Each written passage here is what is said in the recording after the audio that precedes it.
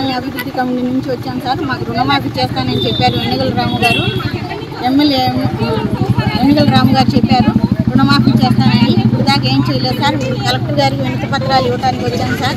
మా గోడిని ఏమాట మీరు రుణమాఫీ చేయాలని కోరుకుంటున్నాం. ఎవరు చేస్తానని రుణమాఫీ? వెన్నిగల రాము గారు చేయిస్తాము మేము అని చెప్పారు.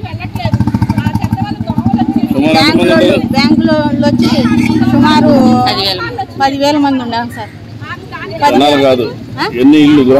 గృహాలు 10,000 అండి. మేము టిక్కోయిల్ నుంచి వచ్చాము, గుడివాడ కాలనీ నుంచి. మాకు వెన్నిగల రాము గారు రుణమాఫీ చేస్తానన్నారండి ఎలక్షన్ టైంలోని. ఇప్పుడు ఆయన 6 నెలలు గడిచిపోతుంది, ఇప్పుడు వచ్చి రుణమాఫీ చేయలేదండి. బ్యాంకు వాళ్ళు మట్టుకు బాగా ఒత్తిడి చేస్తున్నారు, తాళాలు వేస్తామంటున్నారు. మేము అక్కడి నుంచి గుడివాడ వెళ్ళాలన్నా టౌన్కి వెళ్ళాలన్నా కూడా 100 రూపాయలు అవుతుందండి. కనీసం మాకు సిటీ బస్ కూడా వేయలేదు. మేమందరూ కూడా ఆడమాగా కష్టపడి పని చేసుకునే వాళ్ళమే.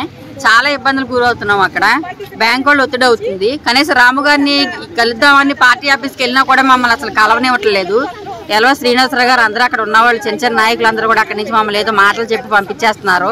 మనిషి పొడుగున అక్కడ తుప్పలు పెరిగిపోయినాయి, పట్టించుకుంటా, డ్రైనేజీలు వెళ్ళట్లా, వాటర్ రావట్లా, ఉప్పు నీళ్లు.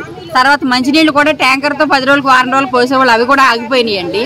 దయచేసి మాకు హాస్పిటల్, స్కూలు, సచివాలయం, పోలీస్ స్టేషను అన్నీ రావాలని, రుణమాఫీ చేయాలని మేము పేదవాళ్ళం చాలా బాగా.